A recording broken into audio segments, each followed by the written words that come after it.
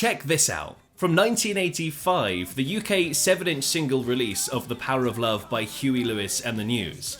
Back to the Future is one of my favourite film franchises ever, and Power of Love always gives me that nostalgic feeling whenever I hear it. That's the power of love. So when I saw this in a record shop on sale for £1, yes, £1, well, I just had to buy it. And it sounds awesome on the record player. Now, there's a really fascinating story behind this song as well. Despite being the biggest song of his career, he made next to no money from it. So let's go through the full story, and if you love music history like I do, make sure to subscribe and join our pack.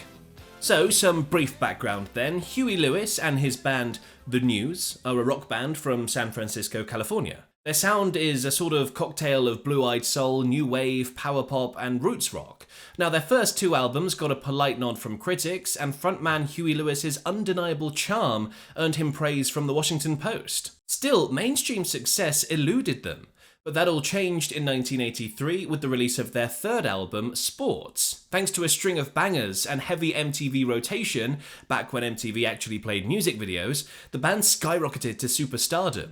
Overnight, Huey Lewis wasn't just the guy with the harmonica, he was the guy with the harmonica.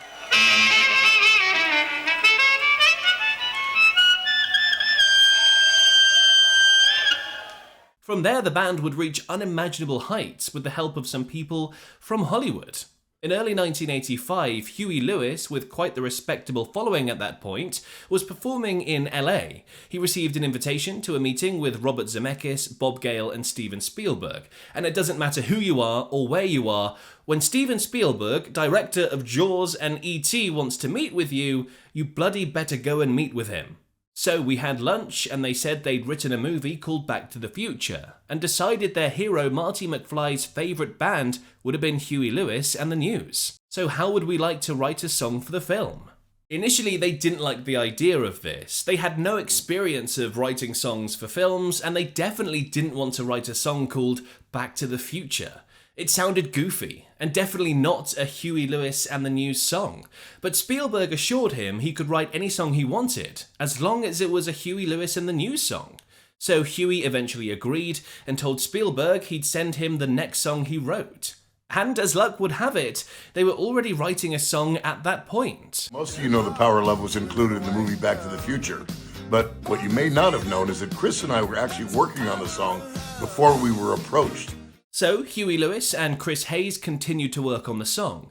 Chris wrote the chord progression, and, listening to it on his Walkman while out on a jog, Huey wrote the rest of the lyrics. Don't need money, don't take fame, don't need a credit card to ride this train. And so on. They quickly realised that the song was rather good. I'm in the control room, and we're listening to the vocal, and Sean, our keyboard player, at the end of the thing, he looks at me and goes, "You know what?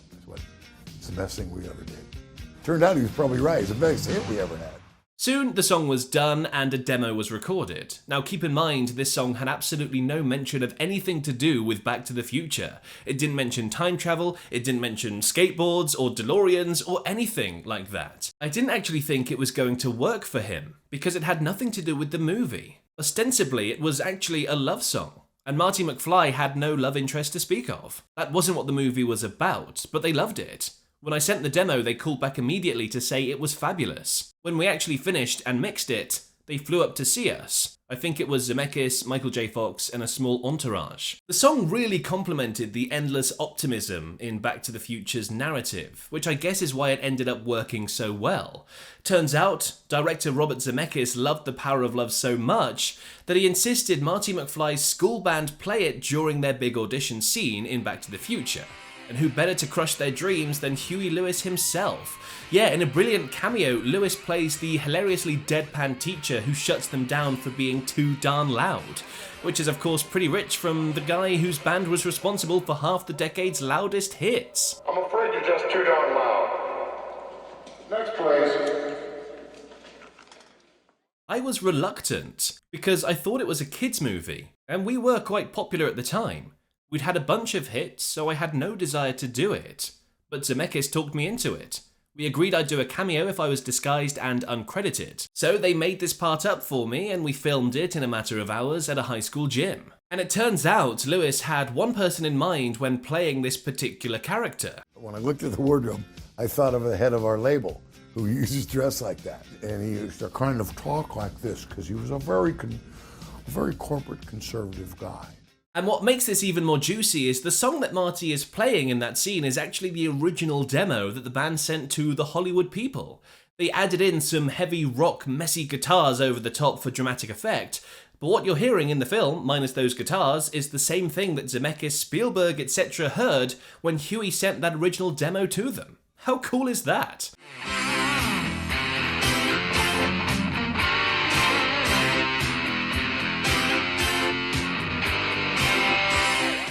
And speaking of cameos, Christopher Lloyd returns the favour in the music video. Shot in June 1985, it features the band rocking out at a nightclub, specifically Uncle Charlie's, one of their old stomping grounds from back in the day. In the video, Emmett Doc Brown screeches onto the scene in his iconic DeLorean time machine. Now this video's become a classic in its own right, and it's even made its way onto several Back to the Future home video releases as bonus features. Now here's where things get interesting, with the song's release. It was released by Chrysalis Records weeks before the movie was released, and the song did so well in the charts that it actually affected the post-production of the movie. Film Back to the Future set a record in the shortest time ever between principal shooting and when the movie came out. 9 weeks.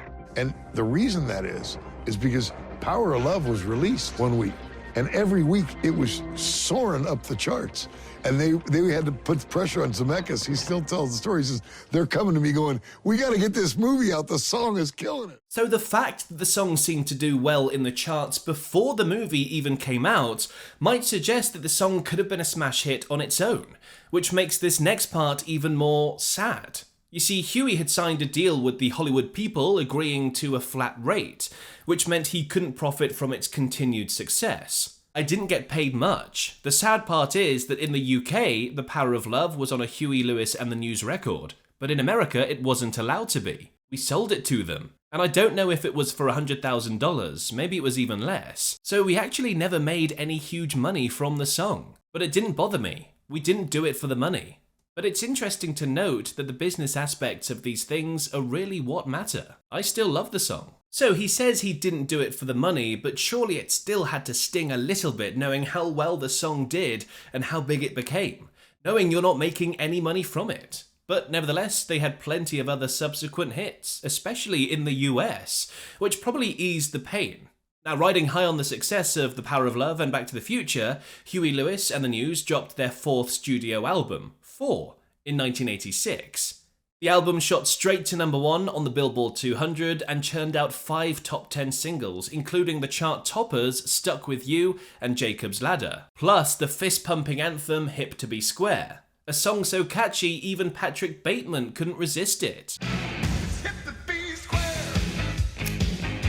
So Power of Love and Back to the Future certainly boosted their career, but it didn't define them.